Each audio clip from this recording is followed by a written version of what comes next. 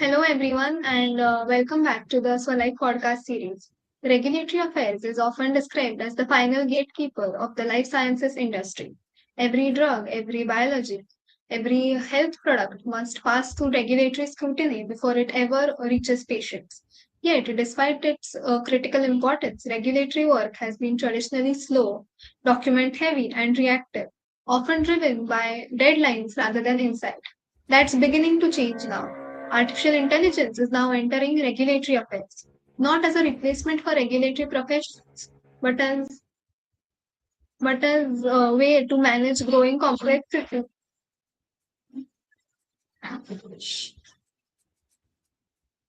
Sorry, global portfolios and rising expectations from health authorities. In today's episode, we will talk about what AI in regulatory affairs actually makes sense, where it's being applied, and how it changes day-to-day regulatory work, and how Swalife is building structured AI-driven regulatory stories.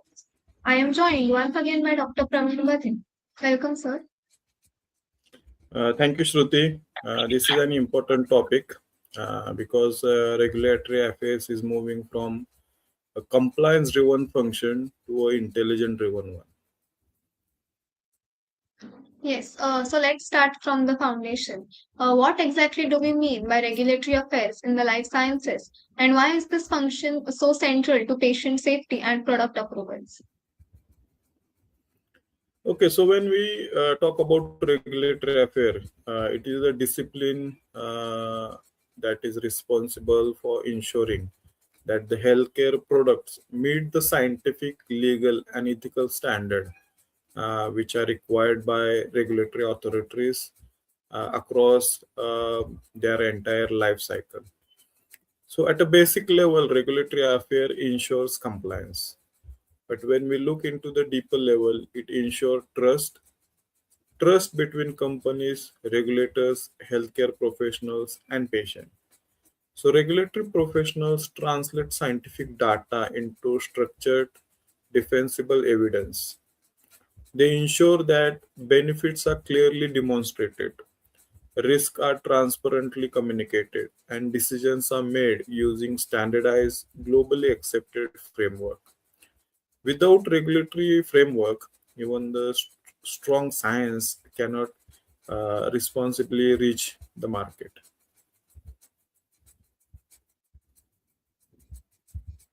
So would it be fair to say that regulatory affairs is not just about approvals, but about safeguarding public health?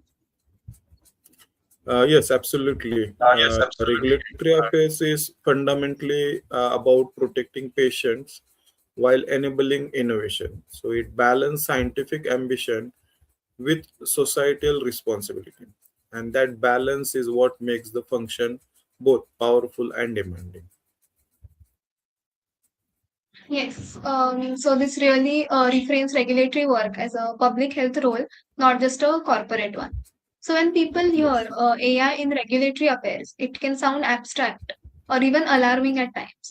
What does it really mean in practical terms? And mainly, what does it not mean?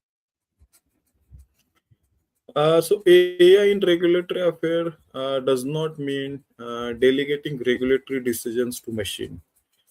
Instead, it means that using AI to support regulatory professionals in areas where scale, speed, and complexity exceed human capacity. So, AI is particularly effective at processing large volume of regulatory text, identifying the patterns across the portfolio, highlighting the inconsistencies and the gaps, and also supporting prioritization and risk awareness. So, what AI does not do is interpret regulatory intent, negotiate with authorities, or take responsibility for benefit risks decision. So is AI more of an analytical assistant than a decision maker? Yes, exactly. So AI enhance the human thinking. It actually does not replace it. So regulatory accountability remain firmly with the person only, with the peoples. Yes. So regulatory affairs is known for its heavy documentation burden. How does AI actually help with submissions and regulatory documents?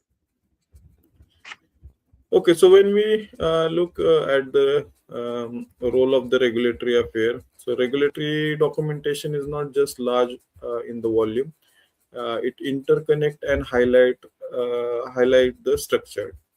So AI help by acting as a consistency and completeness engine. So it can scan across different dossiers to detect missing or misaligned sections. It can help identifying the inconsistency between the modules. It can also flag outdated references or data. So also it helps in ensuring lifecycle coherence across the submission. So this reduce avoidable regulatory queries that arise not from the poor science but from the documentation misalignment. Does this mean that AI improves submission quality before regulators ever see the file? Yes, exactly. It actually enables team to identify weaknesses internally rather than discovering them through the regulatory questions. So that shift alone can significantly reduce review cycle and the delays. That sounds like a major efficiency gain for regulatory teams, definitely. So, regulatory guidelines are constantly evolving across regions. How does AI help teams manage regulatory intelligence more effectively? So regulatory intelligence has traditionally been manually and reactive, where AI changes this by continuously scanning regulatory updates, then guidance documents, and authority communications across the geographics. So instead of passively reacting to changes, AI system can track how guidelines evolve over time, compare differences across regions, and also flag changes that impact active products. And how does this affect global or multi-country submissions? So it allows companies to plan proactively rather than firefighting reactively. So teams can anticipate regulatory divergence earlier and adapt strategic accordingly. Okay. So from a quality and compliance perspective, how does AI help reduce regulatory risks? Okay, so many regulatory risk arises from the fragmentation. So data is spread across teams, timelines, and regions.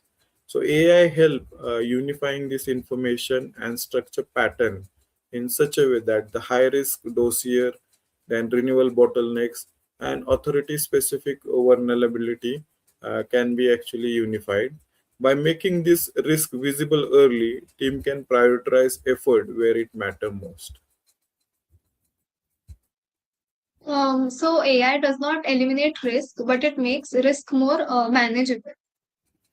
Yes, exactly. So AI improve the foresight, not just the certainty. It helps regulatory team move from reactive compliance to risk informed strategy. Yes. So with AI supporting so many tasks, where do human regulatory professionals still fit in? Okay, so that's the important part here, like, because human expertise become even more important because the regulatory professionals still plays important part in interpret regulatory intent, then weight benefits risk trade-offs, then they make context dependent judgment and also take accountability for decisions. AI support efficiency, but the responsibility, ethics, and the strategy remains still with the human. Yes, that this balance feels essential for regulatory credibility. Now let's move to what Swalife does. So Swalife has developed a regulatory and PV data science studio. How does this studio approach AI in regulatory affairs differently? Okay, with the Swalife Regulatory and PV Data Science Studio, it is actually built around one of the core idea, that is regulatory and PV data should drive intelligent and not just the reporting. So it uses a simple CSV upload, uh, which we do for on the studio, and it helps us to generate the regulatory portfolio risk map, then renewals and life cycle prioritizations, then authority specific insights. Also helps with the safety signals and ADR burden analysis because of the PU part, and also integrate with benefit risk profiling. So what make it distinct is the integration of regulatory with PV intelligence in a simple analytical environment. Right. And why is integrating regulatory and pharmacovigilance data so important? Because see, regulatory decisions and safety decisions are inseparable. So by unifying them, the studios support more coherent, defensible, and proactive regulatory strategies. Yes. So this integration is really strengthening the decision. Now, looking ahead, Yes. how do you see AI reshaping regulatory affairs over the next few years? So when we look at the regulatory affair, it will be become more predictive and strategic. So instead of focusing only on the submissions, team will anticipate regulatory risk, align the life cycle plan with the safety data, and also engage authorities more proactively. So AI will elevate regulatory affairs from execution to intelligence. That is definitely a significant evolution for this function. Now, finally, Yes. let's talk about careers. As AI becomes more embedded in regulatory affairs, what kinds of opportunities are emerging for professional in this space? Okay, so when we are talking about AI in drug discovery and development, and specifically now with the regulatory affairs, AI is not removing regulatory career. It is actually changing where value sits. So traditionally, many regulatory roles focused on execution, that is compiling document, managing submission, and responding to the authority queries. With AI, we're increasingly going to automate the things, the one which are most repetitively part of that work. What emerging instead are the intelligent driven roles where professionals are valued for how well they interpret the data, assess the risk, and guide the decision. So if you look at some of the roles which I want to highlight here, so let me tell you about one of the key emerging role which is happening in the regulatory is the regulatory intelligent analyst. So these professionals look across the portfolio and regions to identify the patterns, such as where the regulatory risk is increasing, which authorities are becoming more demanding, and where the proactive action is needed. So AI provides the analyticals, but human are the one who which will be provide the context and the judgment. If you look at another role, that is the regulatory PV integrated specialist. So our tool is also based on the same thing where we have integrated PV in it. So as a AI being regulatory and safety data together, organization need people who can interpret safety trends in the regulatory context. So this role ensure that the benefit risk thinking is there, renewals are there, and regulatory strategies remain aligned with the real world safety data. The third one is the regulatory data strategies. This professional focus on more about regulatory information, which is structured and used over time. They support the life cycle planning, prioritization, and long-term regulatory strategies. So that way, the regulatory affairs can move reactive execution to forward planning. Then there is one of the finally major one is the AI governance and compliance lead, which is actually playing important now, and it is increasing in many of the pharma companies.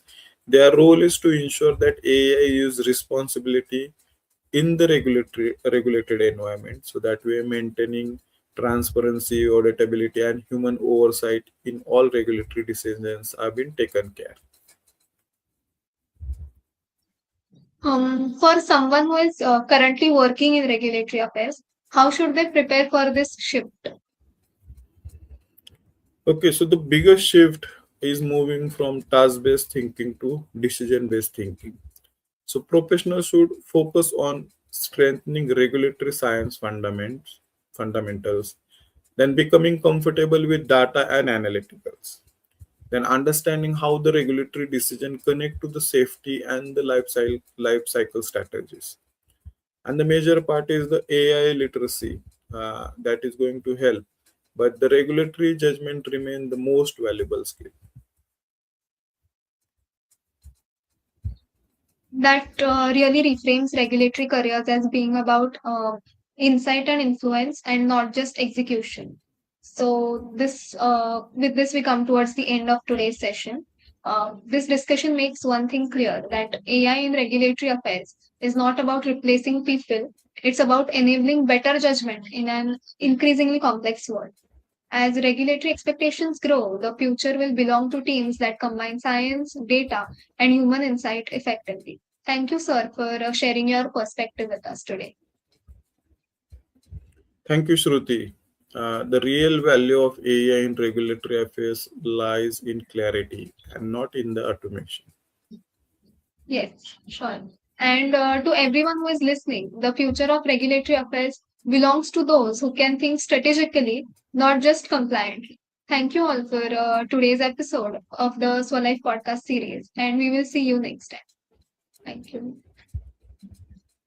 Thank you.